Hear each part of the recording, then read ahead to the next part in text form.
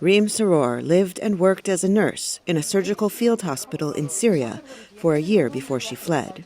She cannot go home because she treated rebel soldiers in an area that is now controlled by the government.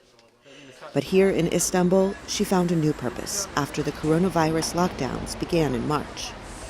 Every day, she visits between 5 and 8 patients, mostly refugees, who otherwise were not getting care. They can't go to the hospital. They are afraid to go to the hospital for the infection or to catch the virus. And the hospitals are not accepting everybody. They are accepting only the critical cases. One of her patients, Khalid Khalifa, was shot twice in Syria 4 years ago. His legs are now paralyzed, and he's developed bedsores. We escaped through a water pipe only this high. They dragged me about 500 meters, and I also injured my back. Kareem Sammoudi is a 31-year-old refugee from Morocco. In recent weeks, he crossed into Greece before being shot on the street by a stranger, and later deported back to Turkey. In Greece, they treated his leg, but now it is deeply infected, and he cannot go to a hospital.